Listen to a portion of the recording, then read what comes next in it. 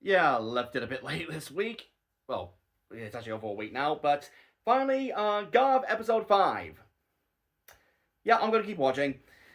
Uh, General things that happen in this episode. We are introduced to a new Granu character named Dente, which I'm guessing is a reference to al dente, which is a specific, uh, is like how to describe pasta food that's been cooked properly. Like there's a bit of firmness, but it's not rock solid, that kind of thing. Anyways, um, basically, we get a whole bunch of exposition to dump from him, specifically how, both from him and about him, specifically how he's the one responsible for the graduates getting surgical enhancements to basically make them stronger because he experiments on their gobs.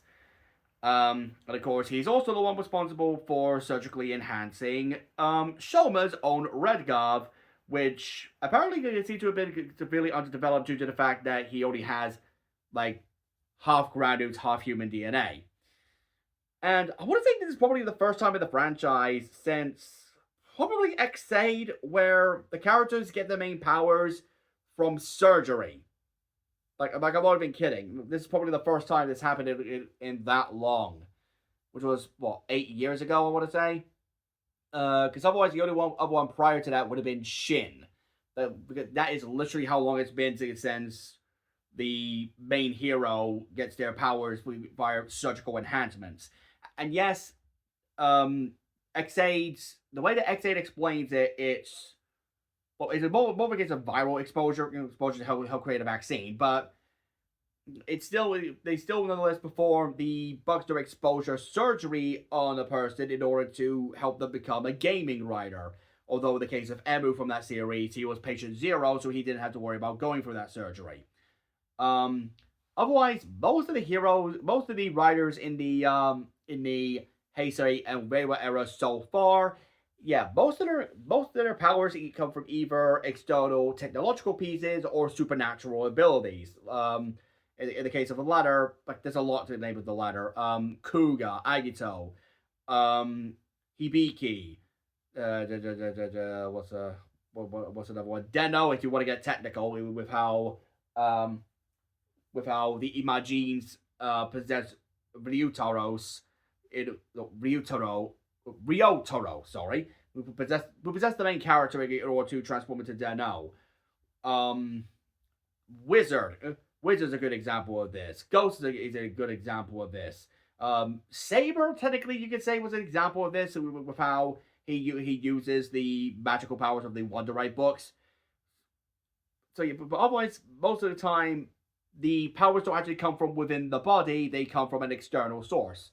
Again, there's other exceptions to this. Gaim's a good example of this with how he initially had just this Goku driver with the lock seeds, only for that to change as he adopted the powers of the Helheim Forest and became literal space fruit Jesus. Um, but otherwise, actual surgical enhancements, yeah, the last one, if you don't want to count X8 in this, the last one was Shin, which was which was before Zeto and J, who were actually empowered by energies living within the Earth itself. So yeah, it's been that long since our main character was actually gets their power set was actually enhanced by surgery. Moving on, Dente is also Shoma's, I want to say great uncle because he describes it as being Shoma's father's little brother. So yeah, great uncle. And we also learned the name of Shoma's dad in this episode, Boosh, because Abu's Boosh, the small treat you get before a main dish. Food puns. Uh, Basically, Boosh fell in love with Shoma's mum literally at first sight, and without her consent or any consideration to what she may think to this, kidnapped her, married her, and had a kid with her, and basically kept her inside of his mansion so that the rest of the Stomach family doesn't take advantage of them and try to turn them into dark traits.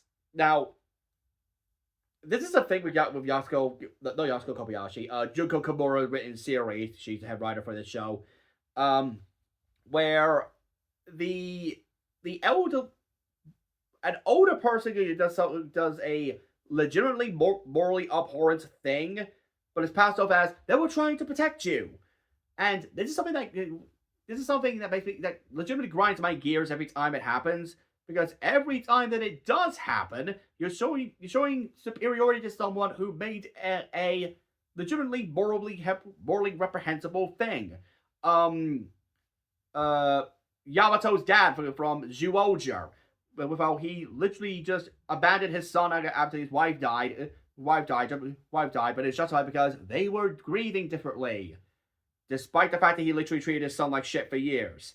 Or how about what's another one? I'm gonna get a lot of hate for this one, but Patron Ichigo from Lupin Ranger vs. Power Ranger. Without he is a complete and utter smeghead whose own biases cloud his judgment every single time, and yet just because he's an officer of the law, he gets a free pass. Yeah, no, especially with how society with how a lot of people, a lot of put it bluntly, the police are not held in very high regard in Japan, even before the old cops are bastards thing started coming up. But yeah, this is just a problem I'm finding with Joko Kimura's work, and thankfully with this one, they don't let it off with a pass because they actually show Bush being kind of a dick. I mean, yes, he does say he basically got Dente to try to do the surgery on Shoma, which apparently was really tricky, but Dente came to actually like the kid. And he doing it for excuse to say, I want my son to get stronger to stand up on his own, all the while not in any way taking his mother's opinion into consideration in any of this, and showing himself as otherwise being cold and dismissive of them. Which, yeah, Shoma rightfully calls out. It was legitimately because of him that that Shoma's mother ended up being so sad and depressed all the time, and because she was not allowed to go back to the human world for some reason. So yeah, I'm glad they're at least showing that even with Joko Kimura's issues of writing senior characters, the senior characters who are absolute assholes don't be recognized as absolute assholes. They actually make sure to recognize that Bush was actually being an asshole. Anyways, as for how Dente is in the human world, basically after he was given the mission to surgically enhance Shoma, he decided to live in the human world for a while, and actually found himself really liking living there and just eating regular human treats, which has led to him also putting on the pounds a little bit. I can relate. But none of them out to Shoma because, well, the main thing with Shoma in this episode is that he and his mom were never given the choice to actually, given the choice in any of this. Like, Shoma's mom was not given the choice as to whether she could come to the Granute realm or planet or whatever the place is called. I legitimately forgotten if the place even has a name. But she was never given the choice to whether or not to actually live with Bush, and Shoma was never given the choice to explore more of the world or even visit the human world beforehand. Neither of them were ever given the choice, and the only excuse that Bush apparently had was to make sure that they were never made happy. So the rest of the Stomach family couldn't turn them into dark treats, which obviously didn't turn out well anyway because one, Bush is dead. Two, Shoma's mom was turned into a dark treat. Like, you kind of have there's a bit of a self-fulfilling prophecy there, dude. But it is after helping a kid get his toy out from a sewer grate. I'm not even kidding. That Shoma realizes, well, I can at the very least protect people's happiness here. I can use the powers I have at my disposal to ensure that people don't have their happiness stripped away from them, like I was. Which, okay, I can totally see that working. That because that kind of just like harken back to the classic Kamen Rider thing of I lost this thing, but I don't want to make. Sorry, let me rephrase. I lost this thing, so I want to make sure that no one else loses it the way I did. Again, harkening back to the original series with Takeshi Hongo losing his physical humanity, even if he held on to his innate human spirit and determination. He even had it with put it as it was, a bit of body dysmorphia, because he didn't view himself as truly human anymore, thanks to the cybernetic enhancements that Shocker did to him. This one at least has a bit of a similar vibe, with Shoma making it clear that he did not have the happiest childhood. He had his happiness stripped away from him before he was even born, so he wants to make sure no one else suffers like he did. And I think that's actually a really good way to get the motivation in for our main character. Though onto the little side story, Hanto gets a tip of monster sightings nearby, and Jeep and Sheeta have already sent some agents out to collect more high quality humans.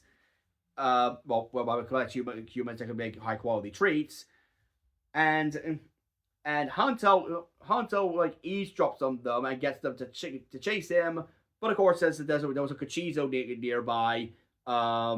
He was able to find Shoma and get him there in time to beat the agents and save the people. And of course, people do that. Oh, it's a monster. We have to hide. But since Hanto is there, it's like, hey guys, shut up. This guy's a Kamen Rider. He just saved your ass. Maybe show him a little bit of respect. Which actually, it's not the first time I've ever seen that happen. In the longest time for Kamen Rider, that the guy was actually recognized as doing something legitimately heroic, and someone standing up for him and telling him that he should be respected as the hero that saved their lives.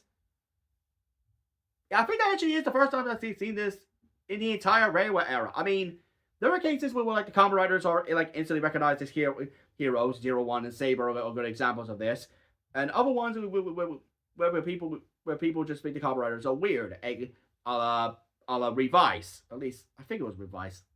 I don't want to rewatch it because of the racist shit sack actor that's in it, but yeah, I want to say this is the first proper time that they've actually bothered to recognize, hey, we shouldn't call this guy who saved our lives a monster.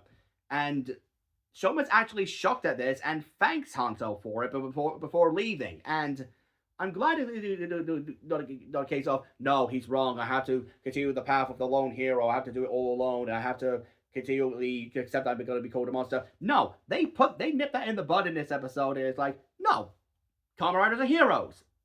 Let's stick to that. Which, of course, we'll see how that plays out.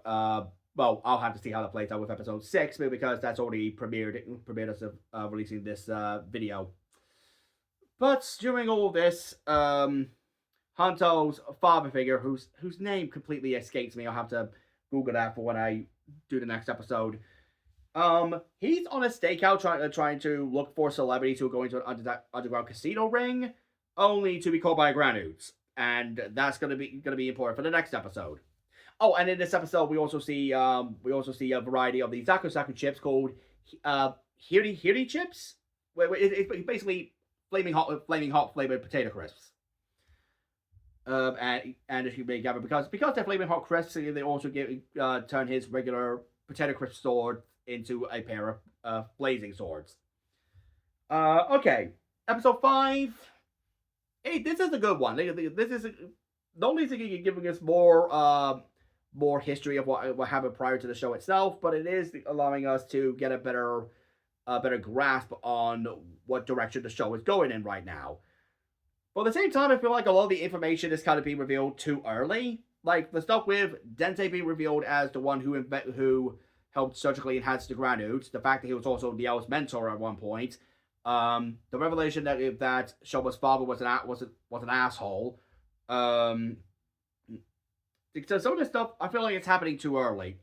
But on that same token, I'd rather they do it now instead of let's say what Kamen Agito did with leaving the main mystery of the series, like leaving it so directionless until like the last 5 episodes with the Akatsuki incident, and which by the time they actually start finally giving us answers to what happened, we don't care.